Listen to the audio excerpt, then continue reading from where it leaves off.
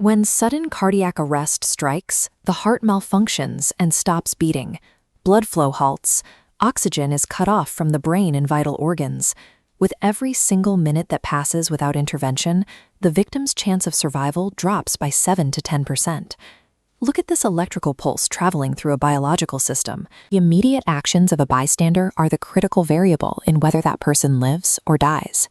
We are going to walk through the exact updated protocols to perform high-quality cardiopulmonary resuscitation, or CPR, and deploy an Automated External Defibrillator, or AED. We will cover the specific techniques for adults, children, and infants. The most common mistake people make in an emergency is freezing because they are afraid of doing it wrong. Let's clear that up right now. Doing something, even if it isn't perfectly executed, is infinitely better than doing nothing at all. Step 1 is securing the environment. Before you approach, quickly scan the area for immediate physical dangers like traffic, fire, or exposed wiring. You cannot help someone if you become a casualty yourself. Next, check for responsiveness. For an adult or a child, tap them firmly on the shoulder and shout loudly. For an infant who is under 1 year old, gently flick or tap the soles of their feet instead. If there is no response, watch the chest for 5 to 10 seconds. You are looking for normal breathing. Do not confuse occasional irregular gasping, known as agonal breathing, with normal breaths. Gasping means they need immediate help. Now activate the emergency response system. If others are around, point directly at a specific person and tell them to call 911 and find an AED. If you are alone, pull out your phone. Call 911 and put it on speakerphone so you can keep your hands free. By confirming the victim is unresponsive and securing professional medical backup right away, you build the foundation needed for a sustained resuscitation effort.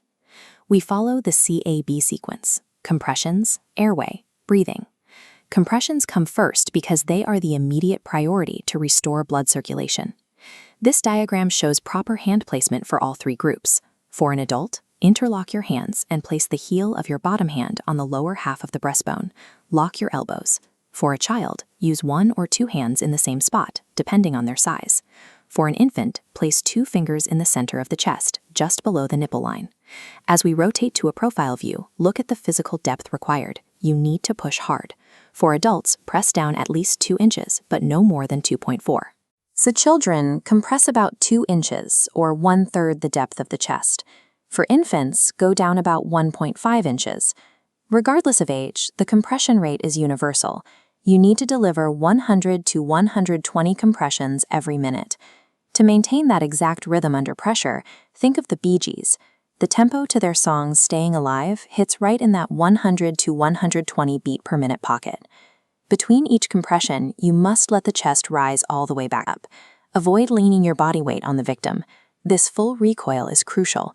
Pressing down squeezes blood out to the brain, and letting the chest expand allows the heart chamber to refill. You are manually forcing oxygenated blood through the body, effectively acting as an artificial pump while the heart is stalled. That brings us to airway and breathing. For a single rescuer, the universal ratio is 30 chest compressions followed immediately by 2 rescue breaths.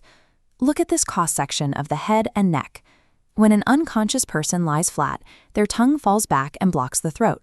By placing a hand on their forehead and gently lifting the bony part of their chin, you mechanically unblock the airway passage. With the airway open, pinch the nose closed for an adult or a child, seal your mouth completely over theirs, and blow. For an infant, cover both their nose and mouth with your mouth. Give a breath and watch for the chest cavity to expand. Deliver 2 breaths, making sure each lasts exactly 1 second. Use just enough air to make the chest rise. Blowing too hard or too long forces air into the stomach, which can cause vomiting and further complications.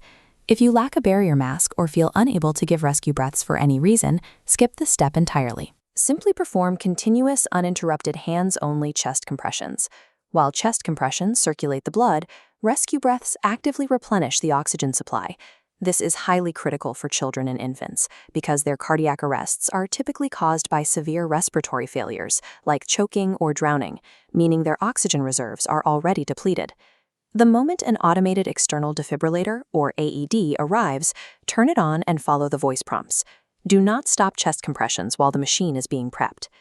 This 3D model shows the standard pad placement on a bare adult chest. Place one pad on the upper right side of the chest and the other on the lower left ribs. This positioning ensures the electrical path, shown here as a dashed line, crosses directly through the heart muscle. On an infant or a small child, the standard placement might cause the pads to touch each other, which shorts out the machine. As the model scales down to infant proportions, notice the alternate protocol.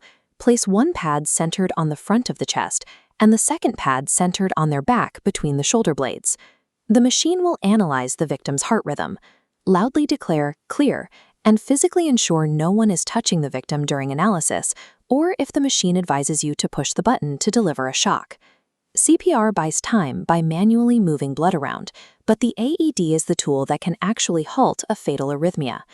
The shock stops the chaotic electrical activity, giving the heart's natural pacemaker a chance to reboot and establish a normal rhythm. Let's review the core metrics. Whether you are helping an adult, child, or infant, you want to maintain a rhythm of 100 to 120 compressions per minute, pushing hard and fast, at a ratio of 30 compressions to 2 rescue breaths. Continue this cycle of compressions, airway, and breathing without pausing for more than 10 seconds. Do not stop until emergency medical personnel take over, or the victim shows obvious signs of life, like breathing or moving. While knowing the steps is vital, building physical muscle memory takes practice. Seek out official hands-on certification courses from organizations like the American Heart Association or the Red Cross.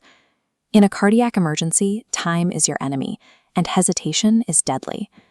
Having the confidence to lock your hands together and execute these basic steps is the ultimate deciding factor between life and death.